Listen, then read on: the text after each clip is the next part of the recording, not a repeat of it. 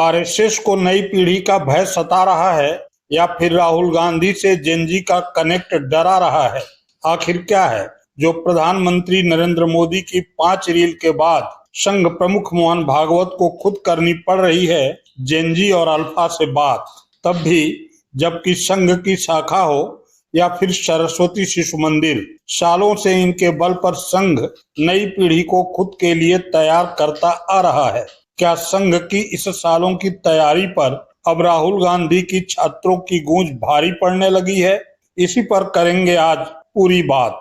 नमस्कार, मैं हूं त्रिपाठी ज्ञानेंद्र और आप देख रहे हैं पूर्वांचल टुडे लाइव। राहुल गांधी ने अब अपनी चाल बड़ी कर दी है। नीट पेपर लीक को ठीक करने के लिए शुरू छात्रों की गूंज को राहुल गांधी ने रोजगार से जोड़ दिया है। नया नारा दिया है, जॉब नहीं मिलेगा तो सिंहासन हिलेगा। राहुल गांधी इसी नारे के साथ अब छात्रों की गूंज का अगला संस्करण लेकर आ रहे हैं। 8 अगस्त को इसे संगम की धरती प्रयागराज में लॉन्च करेंगे। प्रयागराज वह धरती है जहां पर शिक्षा और परीक्षा के साथ जॉब के लिए भी कसरत होती है। इसलिए यहीं से राहुल गांधी अब छात्रों की गूंज में शिक्षा परीक्षा के साथ साथ जॉब की बात करेंगे। About the young people who are struggling to get a future. ये है छात्रों की Kota, where the voice of students first found its echo, where everything began with one question: examination system or extortion system. आपसे लाखों करोड़ रुपए छीनने का system है। The echo grew louder in Dehradun, where the nation heard the students' voice against paper leaks. पिछले 10 साल में 152 leaks हुई हैं। कन्विक्शन रेट 0, एक भी व्यक्ति को सजा नहीं मिली। Now, this is no longer just a campaign. It has become the voice of students across the country. And now, it's Prayagraj. लाखों युवा हैं जिन्होंने यूनिवर्सिटी डिग्री ली है मगर बेरोजगार घूम रहे हैं, मजदूरी तक कर रहे हैं। 8 August 2026, a new chapter. यानी अब अल्फा जेनजी के साथ युवा भी छात्रों की गूंज का हिस्सा बनेंगे। ऐसे में जब जॉब की बात होगी तो तय है कि व्यवस्था की भी बात होगी, और व्यवस्था की बात होगी तो इसमें सत्ता की भूमिका भी रेखांकित होगी। राहुल गांधी के इसी रेखांकन से मोदी सरकार की नींद उड़ी हुई है। संघ बेचैन है क्योंकि राहुल गांधी जब कभी शिक्षा की बात करते हैं संघ को आड़े हाथों लेना नहीं भूलते हैं। एजुकेशन सिस्टम जो हमारी शान हुआ करती थी, पूरी दुनिया में एक्नॉलेज था कि हिंदुस्तान का एजुकेशन सिस्टम बहुत बढ़िया है। उस पर सालों से आक्रमण हो रहा है, उसको कैप्चर किया जा रहा है, उसको प्राइवेटाइज किया जा रहा है। उस पर रिएक्शन था। बेरोजगारी पर रिएक्शन था, और जो हिंदुस्तान का जो आज हालत है, जो सिचुएशन है, उस पर रिएक्शन था। प्रधान एक सिंबल है, करप्शन का सिंबल, एजुकेशन सिस्टम के डिस्ट्रक्शन का सिंबल, इनकॉम्पिटेंस का सिंबल। उसको तो जाना ही था, और अच्छा है कि वो गया।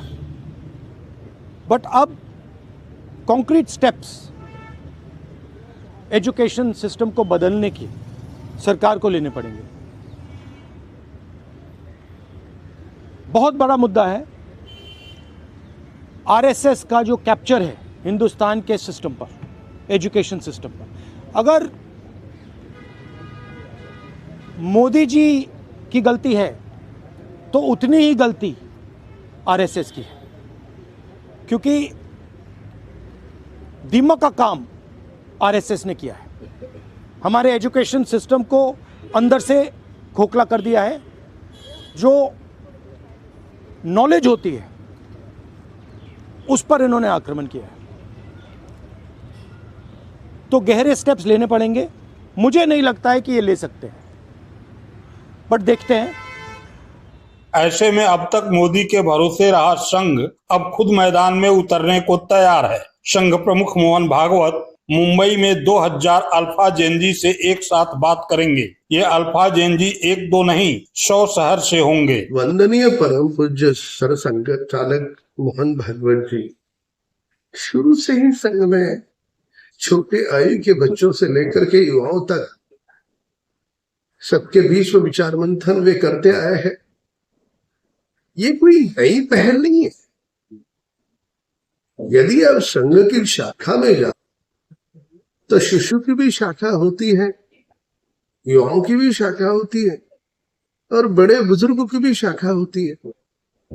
इसलिए सब तबके के साथ आदरणीय सरसंघ चालक जी संवाद करते रहते हैं और उसी संवाद की एक पहल है। ये कोई नई पहल नहीं है, क्योंकि युवा ही अपने देश का भविष्य है। जो शिशु है वे अपने देश का भविष्य है। तो उनके साथ संस्कारों की बात करना, राष्ट्र प्रेम की बात करना, देश हित की बात करना, ये संघ का शुरू से अपना एक कार्यक्रम रहा है और उसी के तहत वे वार्ता कर रहे हैं। इसमें कोई नई बात नहीं है, बल्कि एक प्रशंसनीय एक पहल है। लेकिन यहाँ एक सवाल सामयिक हो जाता है, क्या 75 पार संघ प्रमुख मोहन भागवत अल्फा और जेनजी से सीधे कनेक्ट हो पाएंगे? शिशु और विद्यार्थी बोलने के अभ्यस्त मोहन भागवत अल्फा जेनजी सहज में उच्चारित कर पाएंगे? जो पीढ़ी तकनीक की भाषा समझती है उसे समझने या समझाने के लिए आरएसएस प्रमुख तकनीक को अपने व्यवहार में उतार पाएंगे? ये आशंका मैं क्यों जाहिर कर रहा हूँ? क्योंकि जिस राहुल गांधी को जेनजी से अलग करने के लिए मोदी से भागवत तक इस बुढ़ौती में मेहनत कर रहे हैं, वह राहुल गांधी व्यवहार में भी अल्फा जेनजी के करीब हैं।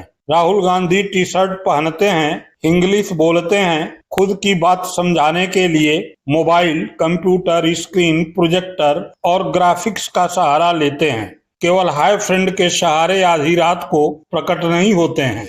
करने दो, वो आरएसएस के बच्चे हैं, उनसे बात करेंगे। आरएसएस के जो उनके लीडर है, उनके बच्चे, उनके पोते, वो कौन से जैन जी? जंतर मंतर के बच्चों को बुलाइए, जैन जी को, नेहा वोरा को बुलाइए, वो भी जैन जी है ना, उनसे बात करो। और वो 56 इंच का बंदर वाली जो बेटी है उनको बुलाइए, उनसे बात करो, वो जैन जी है। आरएसएस के पोते जो है, नाती है, वो कैसे जैन जी हो सकते हैं? ये तो बिल्कुल इस देश के युवाओं ने फोर्स करा है, जहाँ पर नरेंद्र मोदी को भी रात के 11-11 बजे जाकर इंस्टाग्राम पर रील डालनी पड़ रही है। अब मोहन भागवत का भी जेनजी से बात करने का मन कर रहा है। तो देर से ही क्यों ना हो, लेकिन इन लोगों को अब समझ में आते हो कि जेनजी को इग्नोर नहीं कर सकते, डिसमिस नहीं कर सकते, बात करनी पड़ेगी और बात करेंगे तो ही अच्छा है, क्योंकि ये लोग देश का भविष्य है। लेकिन इसके बाद में मैं ये कहूँगा कि अगर जेनजी चेहरे होंगे, यंग चेहरे होंगे तो ज़्यादा बेटर होगा। आप 70-80 साल के लोग बात करेंगे तो अच्छी बात है, आप बात करना चाहते हो, लेकिन उससे जेनजी को क्या मिलेगा? जेनजी को जो चाहिए वो है यंग रिप्रेजेंटेशन। तो थोड़ा उस पर भी काम करिए। Thank you.